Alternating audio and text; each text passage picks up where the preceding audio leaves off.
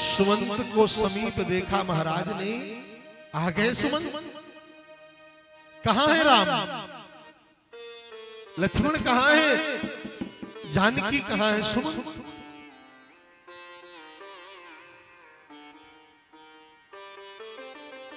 Sumant sir झुका करके पल के नीचे करके खड़े रहे। क्या उत्तर दे इस बात का। महाराज दशरथ को समझने में देर ना लगी। महाराज दशरथ समझ गए।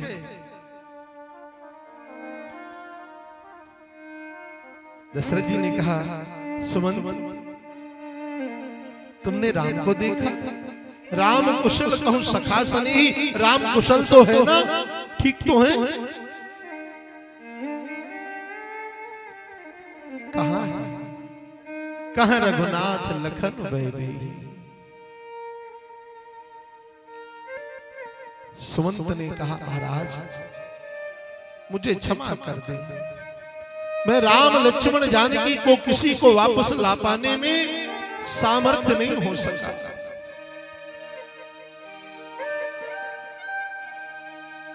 राम कथा सुनाई सुमंत ने दशरथ जी को। कहां छोड़ के आए हो सुमंत। सुमंत कहते हैं, महाराज पहली रात प्रथम बासुतम सा भयौ, दूसर सुर सरितीर। पहली रात तो राम जी ने तमसा तट पर निवास किया। ब्रह्मवेला से पूर्व ही जागकर रघुनंदन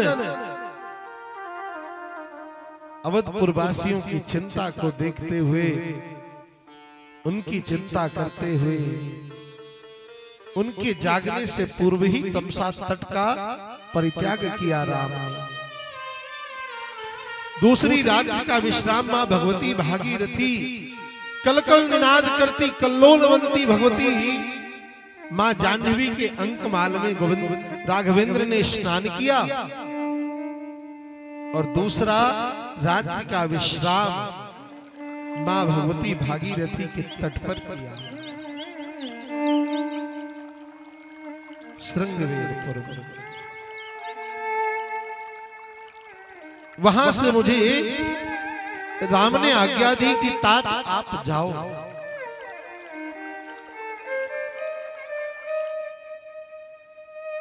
पर मैंने देखा केवट की न बहुत सेवक आई।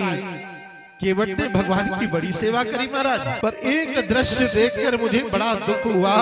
जब राम गंगा तट पर स्नानोपरांत राम ने बट क्षीर मंगाया, बट का दूध मंगाया और अपनी जटाओं को राम ने संवारा।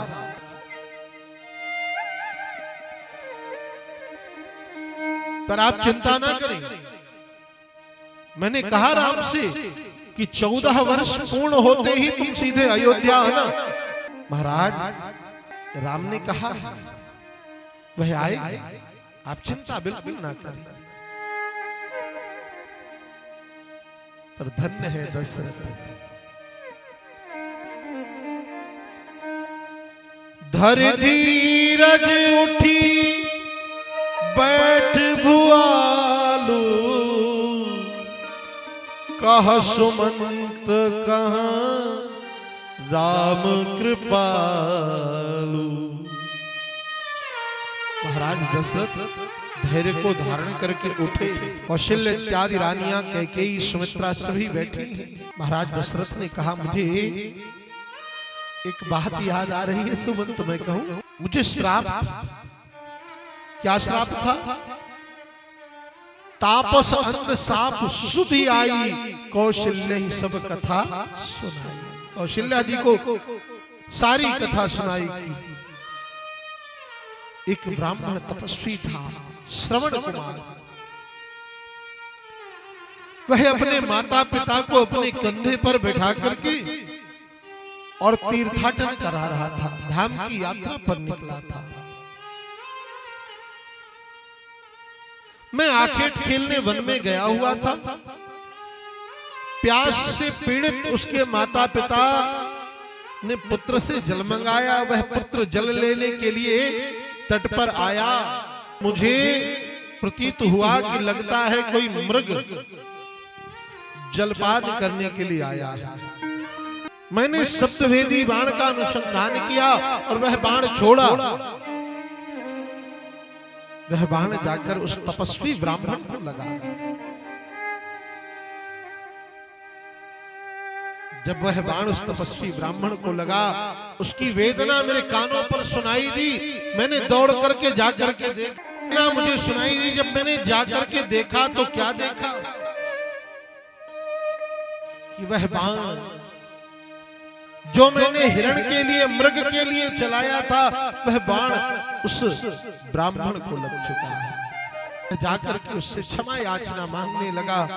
उसने कहा, मेरा एक काम कर दो, मैं असमर्थ हूं, मेरे माता पिता जल के लिए पिपासु हैं, प्यासे हैं, ये जल उन तक पहुंचा दो। और उस तपस्वी ब्राह्मण ने प्राण त्याग दिए मेरे सन्मुख ही। मैं जल लेकर के गया, उन अंधे माता पिता के समीप जब मैं जल लेकर के गया, वह अंधे होकर भी अपने पुत्र को पहचानते थे। उन्होंने कहा, कौन हो तुम?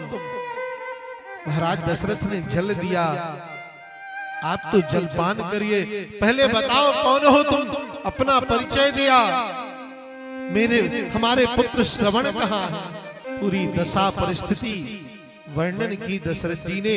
उन अंधे माता पिता ने श्राप दे दिया कि जैसे आज हम अपने पुत्र विरह में अपने प्राणों का समन कर रहे हैं, एक दिन ऐसा आएगा कि तुम भी अपने पुत्र के वियोग में प्राणों का समन करोगे।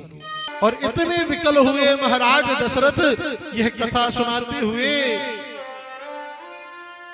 कि हार रघुनंदन प्राण प्रीते, हार रघुनंदन प्राण प्रीते, हार रघुनंदन प्राण प्रीते, हार रघुनंदन प्राण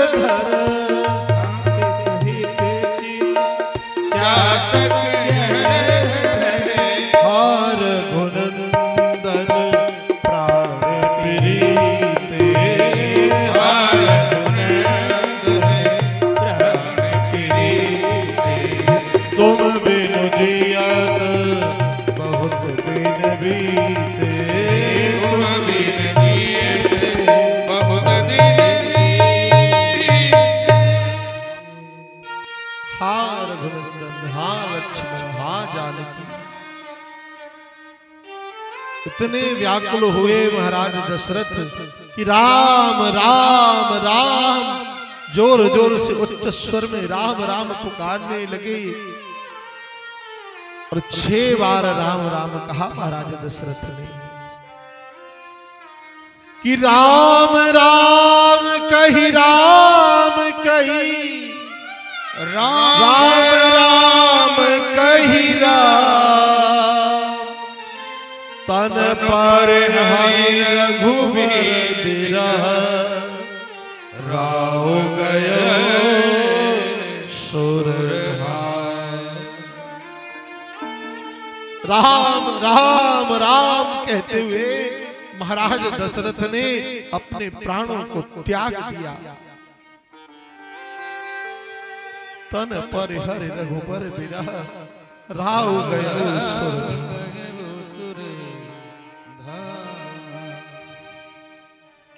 धन्य है महाराज दशरथ।